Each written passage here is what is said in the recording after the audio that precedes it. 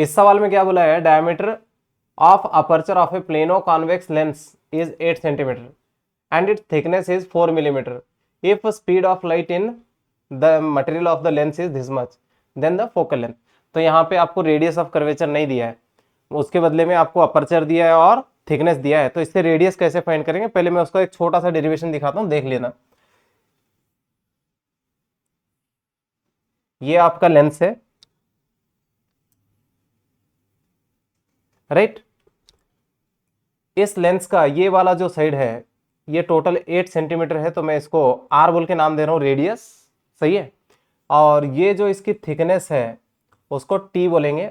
अगर मैं यहाँ से एक परपेंडिकुलर ऐसे ड्रॉ करूँ और एक परपेंडिकुलर ऐसे ड्रॉ करूँ, करेक्ट, तो ये वाला शायद सेंटर होगा इसका, और ये रेडियस आर, ये भी रेडियस आर, करेक्ट है इतना।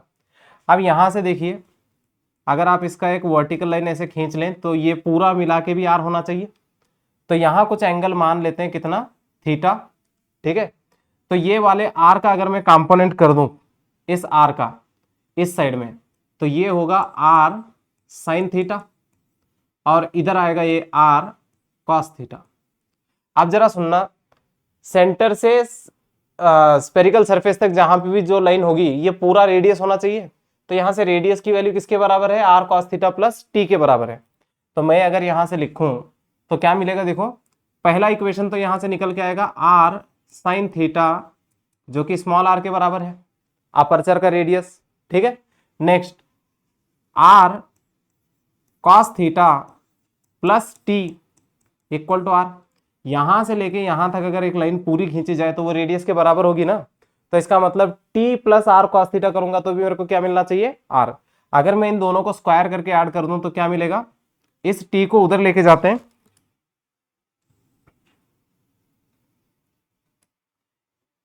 इधर लेके आते हैं तो ये आर माइनस टी हो जाएगा। इन दोनों को स्क्वायर करके ऐड करो तो इधर मिलेगा R square cos square theta plus sine square theta is equal to R square plus R minus T का होल स्क्वायर, करेक्ट है इतना। यहां से cos square theta sine square theta तो 1 हो गया, तो इसको छोड़ देते हैं। तो ये वाला R square which is equal to R square as it is plus R square minus T square, sorry plus T square minus 2RT।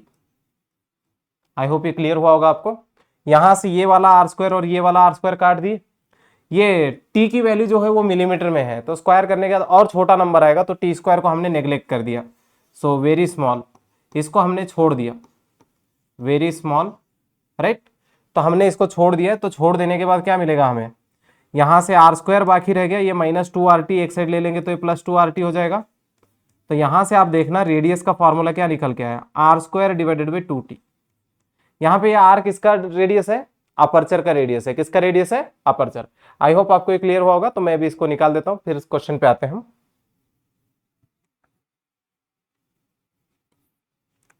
तो यहां से फॉर्मूला क्या निकल के आया, R is equal to R square by 2T।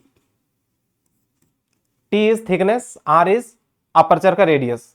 यहां diameter दिया हुआ है, देखिए क्या दिया हुआ है, डायमीटर दिया हुआ है, कितना है 8 सेंटीमीटर, तो रेडियस कितना हुआ 4।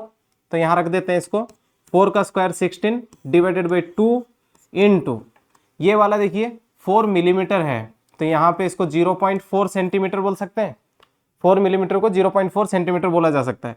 तो यहाँ से अगर आप देखें तो ये कितना हो रहा है, 16 डिवाइडेड बाई 0.8, तो इसको काट देंगे तो आंसर आएगा 20, यानी कि जो सरफेस है उसका रेडियस कितना है 20 सेंटीमीटर। ये तो हुआ रेडियस। अभी हमें क्या ढूंढना है, रिफ्रैक्टिव इंडेक्स भी चाहिए।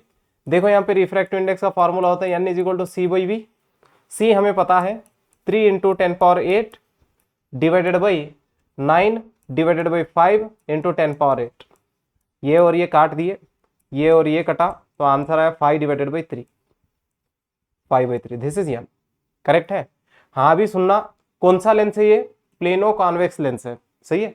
तो प्लेनो कॉन्वेक्स लेंस के लिए क्या है condition, plano convex R1 infinity R2 minus 20 जो रेडियस आया। आई थिंक ये क्लियर हुआ होगा। तो चलो from lens maker formula, lens makers formula क्या लिखा जाए, 1/f is equal to NL minus NS divided by NS into 1/R1 minus 1/R2। NL की वैल्यू मतलब refractive index 5/3 minus 1 whole divided by 1, क्योंकि सराउंडिंग में एयर है। यहां से 1/∞ माइनस 1/-20, तो ये वाला टर्म 0 हो गया। तो यहां से देखो ये कितना आ रहा है, 2/3 इंटू 1/20, तो ये और ये कटा 10 से, तो यहां से f की वैल्यू कितनी निकल के आई, 30 सेंटीमीटर। देखो किसी ऑप्शन में है क्या 30 सेंटीमीटर, तो इसका सही ऑप्शन क्या होगा, ऑप्शन 1। आई थिंक ये पूरा प्रोसीजर आपको समझ में आया होगा, जहां पे डायमीटर और थिकनेस यूज करके हम रेडियस कैसे निकालते हैं और बाकी क्वेश्चन कैसे सॉल्व है। आई थिंक ये क्लियर हुआ होगा। तो चलिए आगे बढ़ते हैं।